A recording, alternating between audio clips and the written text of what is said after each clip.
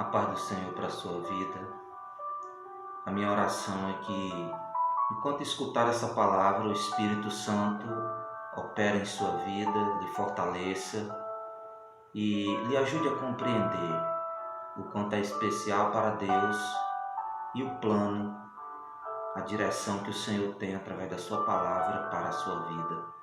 Meditar na palavra de Deus e praticar o autoexame são atividades espirituais que podem fazer uma grande diferença na qualidade da nossa vida com Deus e com o próximo. É exatamente a falta desses exercícios que tem contribuído para a derrocada, para a derrota espiritual, para a falência, para o declínio espiritual e devocional de tantos de nós. Pois nossas crenças são tão importantes que elas afetam decisivamente o nosso comportamento, as nossas escolhas. São nossas crenças que, de certa forma, forjam o nosso caráter e, de certa forma, também determinam o nosso destino.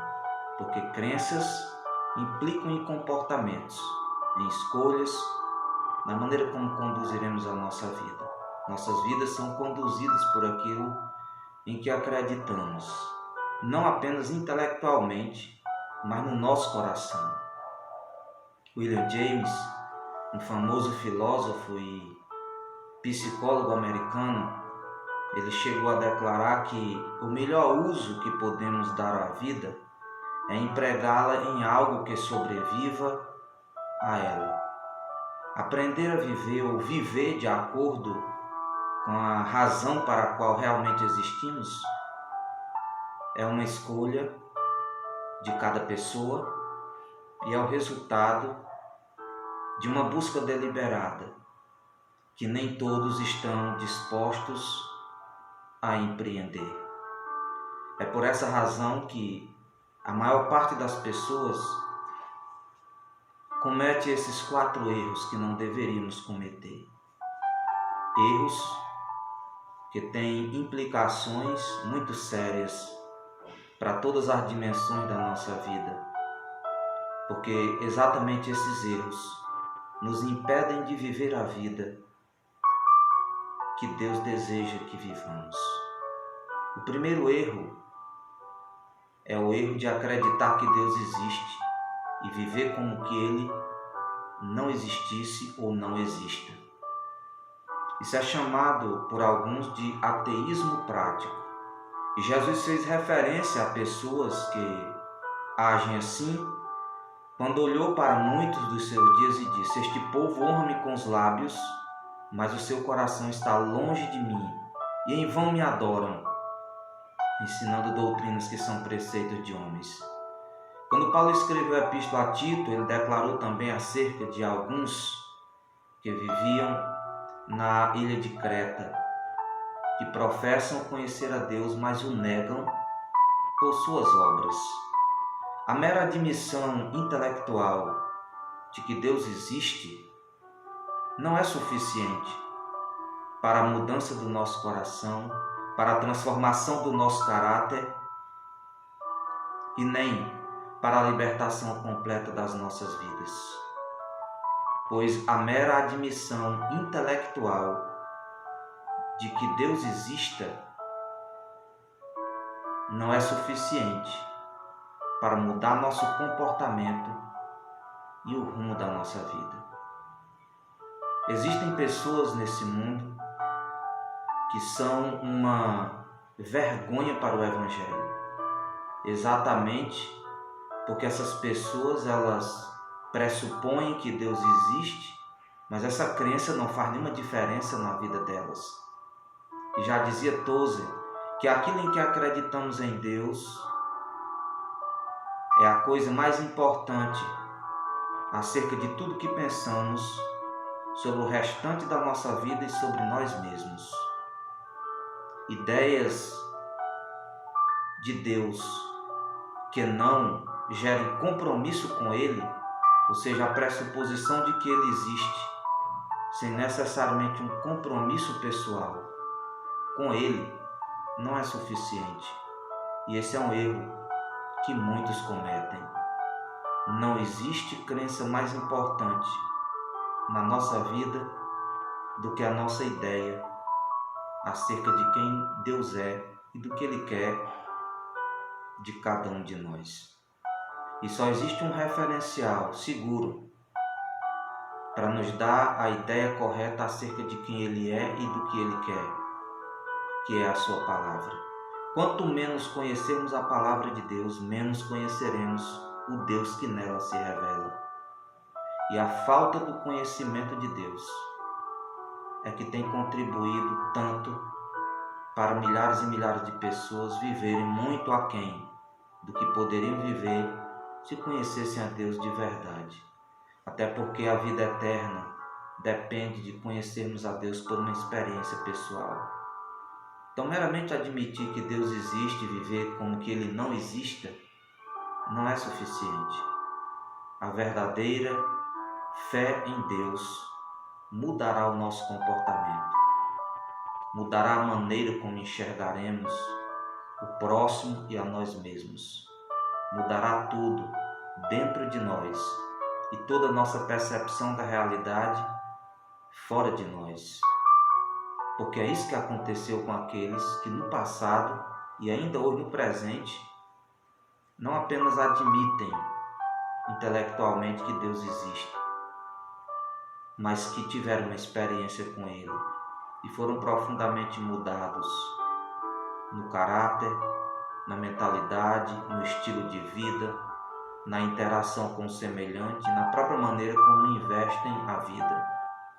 A maneira como investimos a nossa vida é o resultado direto da percepção que temos de Deus e de nós mesmos.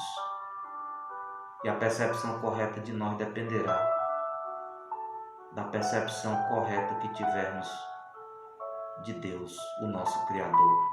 O segundo erro que muitos cometem é dedicarem suas vidas a um sistema religioso ou a um sistema qualquer, independentemente de ser um sistema de crença religiosa, e investir a vida dentro daquele sistema. Se dedicar, muitas vezes até se tornar um patrocinador e um ativista daquela causa, da causa daquele grupo, da causa daquele partido, da causa defendida por aquele sistema. E muitas vezes essas pessoas, elas não examinam, elas não inquirem se a agenda daquele sistema religioso, ou daquele partido religioso, ou de qualquer tipo, ou de qualquer outra natureza, eles não examinam a fundamentação teológica desse sistema a que essas pessoas servem.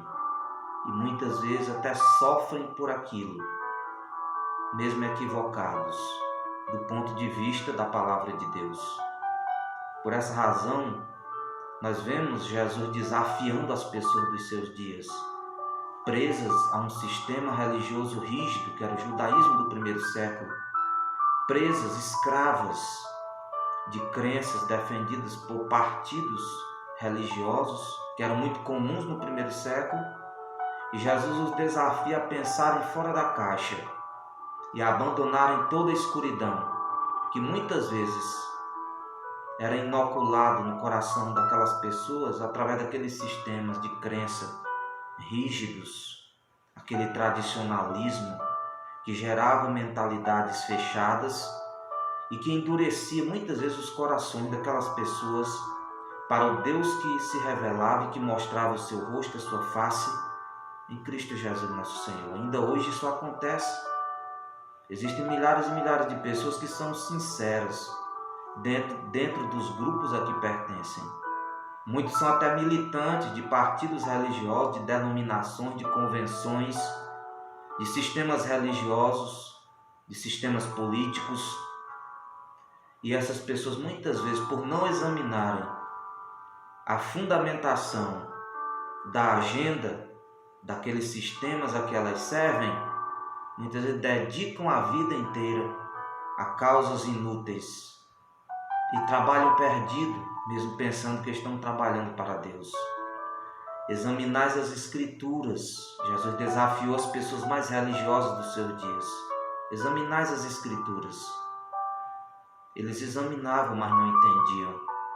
E alguns foram criticados porque não examinavam com sinceridade e com profundidade. Por isso que Jesus disse para um grupo: errais em não conhecerdes as Escrituras e nem o poder de Deus. Quando nos deixamos levar pelos outros, pelo pensamento coletivo de um grupo, seja religioso ou não, sem examinarmos com sinceridade a agenda daquele sistema do qual fazemos parte, nós podemos dedicar a nossa vida a causas que não são necessariamente a causa de Deus. Isso tem acontecido em toda a história. E dedicar a vida a sistemas religiosos ou de qualquer outra natureza, sem examinar se eles estão corretos, se eles estão alinhados com a vontade e o pensamento de Deus, é um erro muito grave que nós não podemos cometer. Não podemos colocar a nossa alma, o nosso destino em risco pela nossa própria preguiça de investigar e de inquirir a fundamentação, a base, os alicerces daquilo em que nos foi ensinado, daquilo em que nós acreditamos. A luz, às vezes, é dolorosa para os olhos daqueles que estão acostumados com a escuridão, mas não precisamos ter medo da luz. Como disse Platão, antes de Cristo, podemos facilmente perdoar uma criança quando tem medo do escuro. A verdadeira tragédia da vida é quando os homens têm medo da luz. Quando Paulo pregou em Bereia, os bereanos examinavam todos os dias nas Escrituras para ver se o que o apóstolo ensinava correspondia ao que estava na palavra de Deus. Se fizéssemos isso dentro dos nossos grupos religiosos, dentro das nossas denominações, dentro dos sistemas ou partidos dos quais fazemos parte, nós teremos muito mais lucidez e muito mais maturidade. Mas o que vemos hoje é centenas de pessoas subservientes, cegamente sendo conduzidas, sem oferecerem resistência, sem desenvolverem a criticidade necessária para julgar ensinamentos e obras que estão contrárias à palavra divina. O terceiro erro que não podemos cometer é exatamente buscar sentido para a vida, aonde não podemos encontrar esse sentido.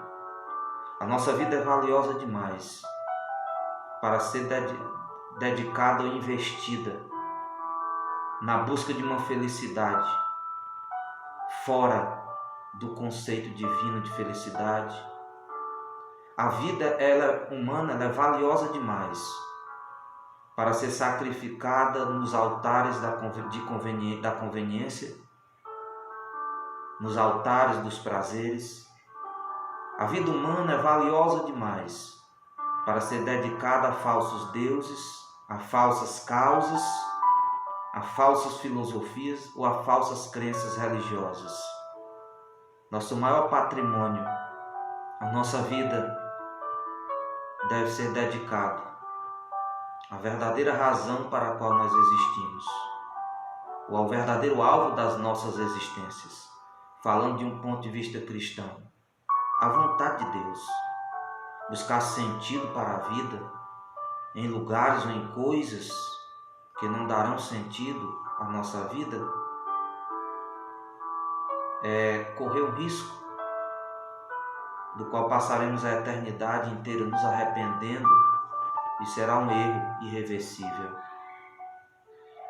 Muitos descobriram qual é o sentido da vida, mas muitos hoje ainda continuam andando em círculos e vivendo espiritualmente alienados, moralmente falidos, porque estão batendo nas portas erradas, na busca desesperada para preencherem o vazio existencial que carregam dentro de si, que só pode ser preenchido com a presença de Deus, com o Espírito Santo de Deus, com a palavra de Deus.